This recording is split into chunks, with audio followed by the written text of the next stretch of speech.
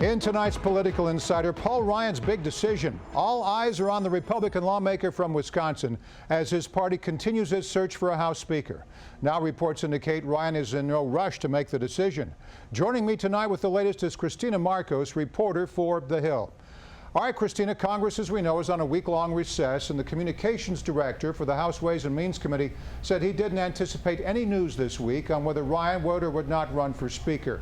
How much pressure is he under right now? He's under a lot of pressure. One congressman even yesterday said it's like a biblical test for Paul Ryan right now because many Republicans insist he's the only one who can unite them. All right, last week before Kevin McCarthy's surprise withdrawal, Ryan said he didn't want the job as Speaker of the House. The role is 2 heartbeats away from the presidency and one of the most powerful positions in Congress. Why does it seem that nobody wants it, including, Paul Ryan kind of tap dancing around it? Well, frankly, it's become a thankless job in recent years. I mean, you see John Boehner, who back in the 1990s, he was considered one of the rebels among House Republicans, and now the base views him as, part of the establishment. And for Paul Ryan personally, he has a young family, and he wants to spend as much time with them as possible, which is already limited because of the schedule he has as a member of Congress. But the duties of a modern-day speaker would require him to be on the road more than half of the year. That's incredible. Many people don't realize that because you're not home. You're going everywhere when you're House Speaker. All right, if Ryan says no, who else is a viable candidate? Representatives Chaffetz and Webster are still in the running, but could they win a majority? Right now, there's a huge leadership vacuum in the House of Representatives. The only other 2 declared candidates in the race, Webster and Chaffetz, as you mentioned, neither of them right now have the votes to have a majority. Webster just won 12 votes against Boehner back in January, including from himself.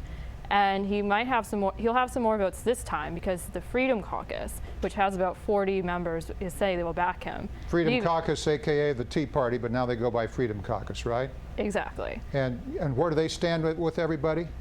Right now they are backing Daniel Webster for Speaker, but because Webster remains this long shot candidate, their endorsement effectively prevents anyone from winning a majority on the floor to become Speaker. Now, here's another one. There's also speculation that John Boehner could rescind his resignation and stay on for another year or so. How likely is that with various Republican factions still at odds?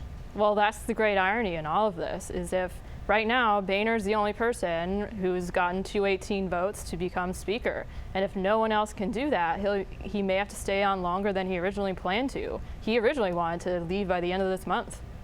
All right, let's talk about one of the sticky parts of this situation. When Kevin McCarthy dropped his bid, rumors circulated of infidelity. Allegedly, McCarthy had carried on an inappropriate relationship with Representative Renee Elmers. How was she responded, and are the rumors accurate? Right now, there is no evidence to back up those rumors. Both parties have denied it.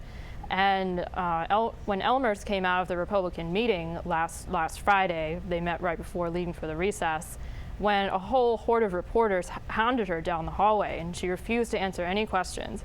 And then later, her office put out a statement saying that the rumors were completely false and they had no basis in fact.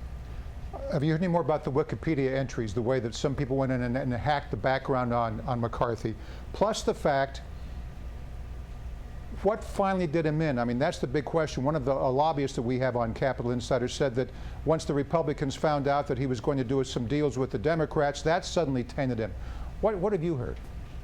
Well, it caught everybody by surprise because at 8 a.m. that morning on Thursday that McCarthy dropped out of the race, he was at a forum with the other 2 candidates for Speaker and showing every intention that he was going to be a candidate and that later that day he would be the party's nominee.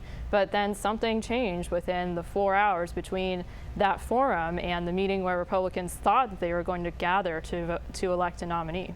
You willing to stick your neck out and guess who might be the next House Speaker? Hard to say. A lot of folks want Paul Ryan, but it's anybody's guess right now as to whether he'll take it. All right, we'll stay on top of this story. Christina Marcos, reporter for The Hill.